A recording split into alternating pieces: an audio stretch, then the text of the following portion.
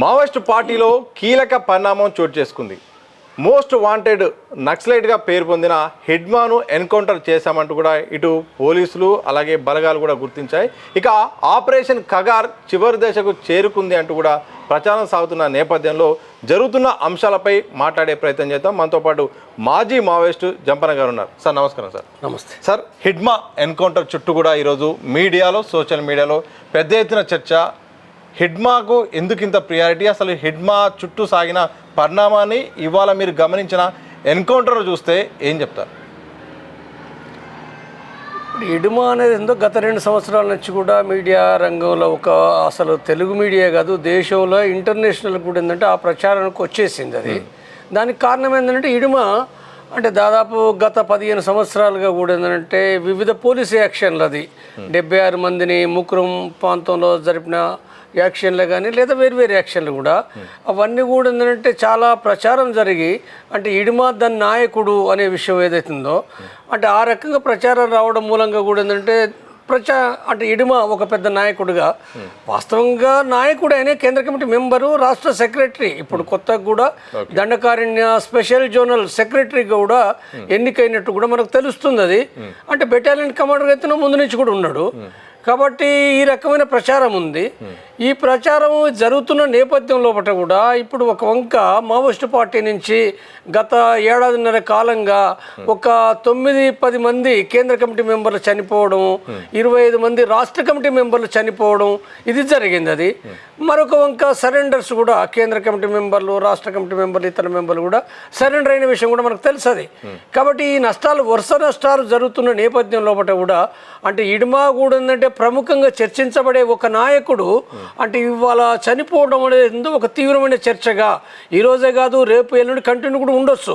ఎందుకంటే ఒకటో ఆదివాసీ నాయకుడు, అంటే ఆదివాసీ ఒక్క దండకార్యమే కాదు, వాస్తవంగా చెప్పాలంటే ఇప్పుడు ఆయన దండకార్యం లోపటే ఉన్నప్పటికీ వాస్తవంగా ఒక ఆదివాసీ నాయకుడుగా ఒక ఐకాన్గా కూడా కూడా ఏంటంటే రేపు చర్చ జరిగేది బిర్సా ముండా ఒక వారసుడుగా లేదా కొమురం భీం వారసుడుగా లేదా అల్లూరి సీతారామరాజు వారసుడుగా ఇవంతా కూడా రేపు తప్పనిసరిగా చర్చించబడుతుంది. ఒక ఆదివాసీ ప్రజల నుంచి ఎదిగి వచ్చిన నాయకుడు కాబట్టి ఈ నాయకుడు ఈ రకంగా చనిపోవడం అనేది ఉందో ఇది చర్చ అది ఎట్లాగుంటుంది. అది అయితే సమస్య ఏంటంటే ఇప్పుడు నిజంగా అది యుద్ధంలో భాగంగా జరిగిందా, యుద్ధంలో భాగంగా జరిగితేనే అది వేరు ఉండేది. అది కానీ వాస్తవంగా అట్లా లేదు. అది అనుమానాస్పద, తీవ్రమైన అనుమానాస్పదం, మామూలు కాదు. అది పట్టుకొని చంపిన అనేది ఇక్కడ అనేక విషయాలు ముందుకు వస్తున్నాయి. సో మీకు ఉన్న విశ్లేషణ ప్రకారం, మీరు కనుక్కున్న సమాచారం ప్రకారం, అక్కడ జరుగుతున్న వార్తల ప్రకారం చూస్తుంటే మాత్రం అక్కడ ఏం జరిగి ఉంటుంది? ఒకవేళ ఆయన ముందే పట్టుబడి ఉంటాడా, లేకపోతే ఇది సడన్గా అప్పటికప్పుడు జరిగింది అనుకుంటారు? ఇప్పుడు అది నిజమైన ఎన్కౌంటరా కాదా అని మనం అర్థం చేసుకోవాలని అంటే అక్కడ ఇప్పుడు ఒకటి ఆయన దగ్గర వెపన్స్ దొరికినాయి, 6 దగ్గర. ఏం వెపన్స్ దొరికినాయి? వాళ్ళు 2 ఏకేలు అన్నారు, అవేం చూపించలేదు. పిస్టలు, రివాల్వరు, తర్వాత ఇంకేదో 12 బోరు, ఇవి తప్ప ఇతర ఆయుధాలు, వైర్లు ఏవేవో రాసిండ్రు. అది అంటే వాస్తవంగా అది నిజంగా ఎన్కౌంటర్ జరిగితే ఆయుధాలే ఉండవు కదా, ఇంకా బలమైన ఆయుధాలు ఉంటాయి. ఒకటి తర్వాత 6 మాత్రమే చనిపోయినరు, అసలు సంఖ్య ఎక్కువ ఉంటుంది కదా బెటాలియన్ కాబట్టి. 200 లేకపోతే కనీసం సరే 2 విభాగాలు అయినరు, అటు ఇటు అయినా 50 మంది అయిన ఉంటారు కదా. కాబట్టి ఈ డౌట్లు వస్తున్నాయి. తర్వాత వాళ్ళ డ్రెస్సులన్నీ కొత్తగా ఉన్నాయి. తర్వాత మరొక వంక అసలు ఎన్కౌంటర్ అయిన ప్రాంతం ఏదైతుందో వాళ్ళు చెప్తున్న దాని ప్రకారంగా అల్లూరి జిల్లా అంటే ఆంధ్రప్రదేశ్. అది ఇప్పుడు మరి హిడ్మా ఎక్కడ ఉంటాడు? ఛత్తీస్గఢ్ కదా, దక్షిణ బస్తరు, దండకారణ్యం. కాబట్టి ఇక్కడి నుంచి ఆయన ఎందుకు పోయిండు? ఆయన అవసరం ఏంటిది? ఒకవేళ పోవలసి వచ్చినా అంటే ఏదో రక్షణ పేరుతో పోయిండు అనుకున్నా, అక్కడికి ఎందుకు పోతాడు? పోయటానికి అవకాశం లేదు. ఎందుకంటే ఆ ప్రాంతం మొత్తంగా కూడా అంటే ఇప్పుడు ఏఓబి అంటారు దాన్ని, ఆంధ్ర ఒరిస్సా బార్డర్ అంటారు. అది కాబట్టి ఆ ప్రాంతం మొత్తంగా కూడా ఎప్పుడో అది వదిలేసి అయిపోయింది. అది తూర్పుగోదావరి జిల్లా అయితే అసలు 15 ఏళ్ళ కిందనే అది ఖాళీ చేశారు. మొన్న 6 నెలల క్రితము ఉదయ్, అరుణ చనిపోయినరు, అదే ప్రాంతంలో చనిపోయినరు. కానీ ఆ ప్రాంతం అంతా వదిలివేయబడ్డ ప్రాంతం అది. కాబట్టి ఇక్కడి నుంచి హిడ్మా అక్కడికి పోవటానికి ఏంటంటే ఎలాంటి అవకాశం లేదు. కాబట్టి అంటే ఈ 3 రకాల అనుమానాలు ఇవి మాత్రమే కాదు. మరొక అనుమానం ఏంటంటే ఇప్పుడు ఇవాళ అంటే దీని తర్వాత ఎన్కౌంటర్ వార్త వచ్చిన తర్వాత 12-1 గంటల తర్వాత విజయవాడ లోపల ఏదో పేరు చెప్పారు, అది ఒక కాలనీ బిల్డింగ్ లోపల అంటే 27 మంది కూడా అక్కడ దొరికినరు, లేదా కొంతమంది తప్పుకున్నారు, లేదా వాళ్ళని అదుపులో తీసుకున్నారు, ఇవన్నీ వార్తలు వస్తున్నాయి.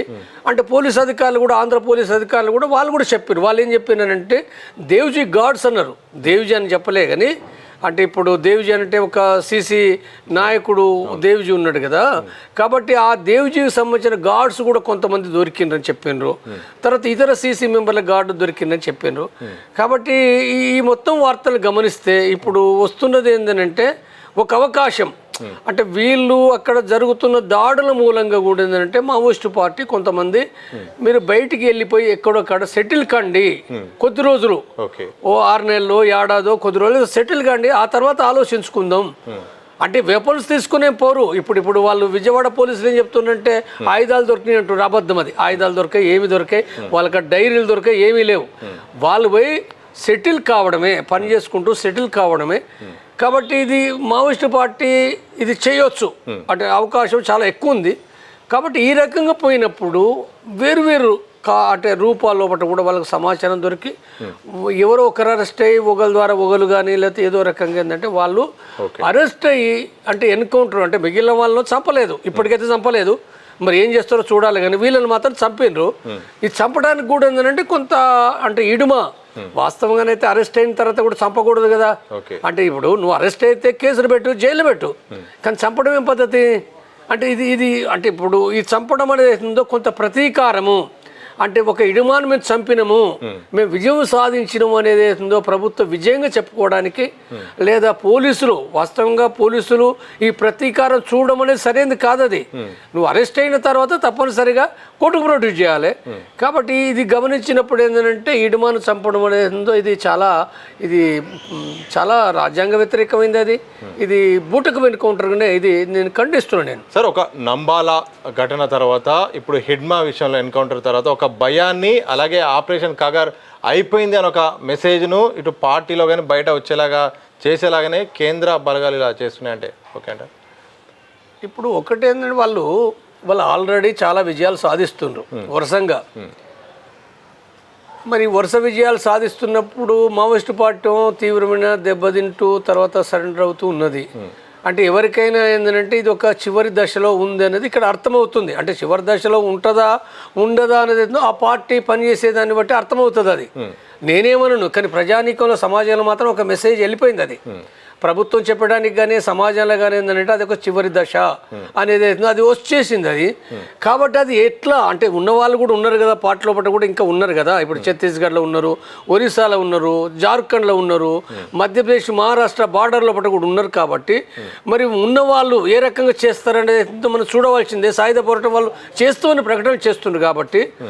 కాబట్టి అంటే ఒకటేంటంటే నా అంచనా ప్రకారంగా అది ఈ రకంగా సాయుధ పోరాటానికి ఏంటంటే అవకాశాలు లేవు, పరిస్థితులు లేవు కాబట్టే కదా మరి ఇడుమ లాంటి వాళ్ళు బయటికి ఇప్పుడు ఎక్కడో సెటిల్ కావడానికి పోవడం అని అంటే, లేదా ఇడుమ మాత్రమే కాదు, సత్యనారాయణ రెడ్డి కానీ లేదా రామచంద్రారెడ్డి ఇద్దరు సిసి మెంబర్లు రాయపూర్లో దొరికి ఎన్కౌంటర్ అయినరు.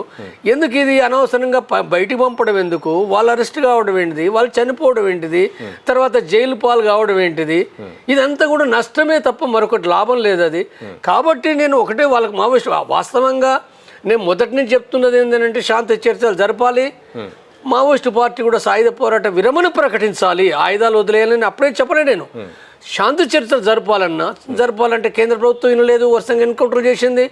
మావోయిస్ట్ పార్టీ కూడా వీళ్ళు అంటే ముందు చర్చలు మాట్లాడారు, వీళ్ళు మొదట కరెక్టే మాట్లాడారు, కానీ ఆ తర్వాత వీళ్ళు సాయుధ పోరాటం వీళ్ళు అన్నారు. అది చర్చ లేకుండా పోయింది. చర్చ లేకుండా నేపథ్యంలో బట్ట ఇప్పుడు ఈ సరెండర్స్ తర్వాత ఇవన్నీ జరుగుతున్నాయి. కాబట్టి ఇప్పుడు చర్చలు జరిగే అవకాశం కూడా లేదు. కేంద్ర ప్రభుత్వం ఏమాత్రం వినే పరిస్థితి లేదు. ఇప్పుడు ఎవరు కూడా మాట్లాడతలేరు కదా, శాంతి చర్చలు అని మాట్లాడే వాళ్ళు కూడా లేరు. టాపిక్ ఎగిరిపోయింది. కాబట్టి ఈ నేపథ్యంలో బట్ట ఇప్పుడు గత్యంతరం ఏమీ లేదు. అది చనిపోవడం కంటే కూడా చనిపోవడం ద్వారా వీరులుగా చనిపోతాము అంటే ఒక చరిత్ర సృష్టిస్తామనంటే చరిత్ర సృష్టించడం వేరు, అనివార్యమైతే త్యాగాలు చేయడం వేరు. అంటే ఆల్రెడీ ఇప్పుడు రాజ్యం రాదనే విషయం కూడా స్పష్టం అర్థమవుతుంది దాని ద్వారా. కాబట్టి మీరు బయటకు వచ్చేసి ఏంటంటే మీరు ప్రజానీకులు పనిచేయండి, ప్రజల కోసమే పనిచేయండి. నేనేం చెప్తుంటే మీరు ప్రజల కోసమే పనిచేయండి. ప్రజల కోసం పనిచేయడం అంటే కమ్యూనిజం కోసం పనిచేయచ్చు, సోషలిజం కోసం పనిచేయచ్చు, లేదా మీరు అనుకున్న నూతన ప్రజాస్వామిక విప్లవం కోసం పనిచేయచ్చు. చట్టబద్ధంగా మీరు సంఘాలు పెట్టండి, ప్రజల్ని ఆర్గనైజ్ చేయండి. ఇది తప్ప ఇది కాకుండా మీరు కొద్దిమంది నిజంగా మీ వైపు వస్తున్నారా, మరి మీరు వస్తున్నా అనుకుంటే చేస్తే ఒక అర్థం ఉంటుంది. ఎవరు వస్తుండ్రు?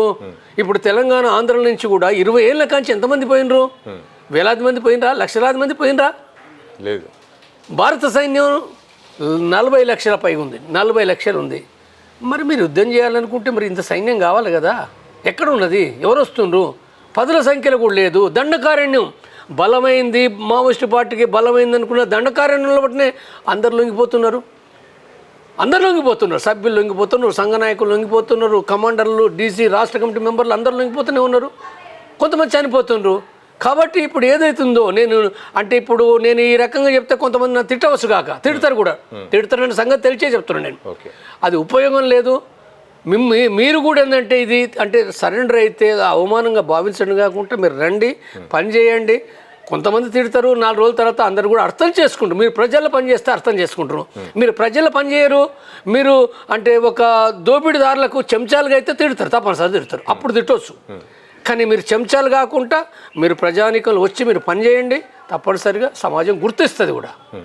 సార్ చివరిసారి ఒక ప్రశ్న అడుగుతాను. తిప్పరి తిరుపతి అలియాస్ దేవ్జీ ప్రస్తుతానికి పార్టీ ఆయన సీసీగా ఉంటున్నాను ప్రచారం జరుగుతుంది. మరి ఆయన విషయంలో ఆయన ఎక్కడుండే అవకాశం ఉంది? ఇప్పుడున్న పరిస్థితుల్లో కగారు విషయంలో నెక్స్ట్ టార్గెట్ ఆయనే అని కూడా ఇటు బలగాలు కూడా టార్గెట్గా పెట్టాయి. సో ఆయన గురించి కానీ జరుగుతున్న ప్రచారం గురించి కూడా ఏం చెప్తారు? ఇప్పుడు ఆయన ఎక్కడ ఉంటాడు అనేది మనమేం చెప్పలేం కదా. ఇప్పుడు ఇవాళ చనిపోద్దండి, ఇప్పటిదాకా అడవిలో ఉంటాడని అనుకున్నాం మనం. మరి ఇవాళ దీని ద్వారా ఏంటంటే బయటకు వచ్చిండ్రు, వాళ్ళు సెటిల్ కావడానికి బయటకు వచ్చినట్టుగా ఇప్పుడు అర్థమవుతుంది. కాబట్టి దేవ్జీ ఎక్కడ ఉండని మనం ఎవరైనా చెప్పలేము. దేవ్జీ కానీ, గణపతి కానీ, లేకపోతే ఇంకా అనేక మంది సీసీ మెంబర్లు కానీ ఎవరెక్కడో మనకు ఎవరికి తెలియదు.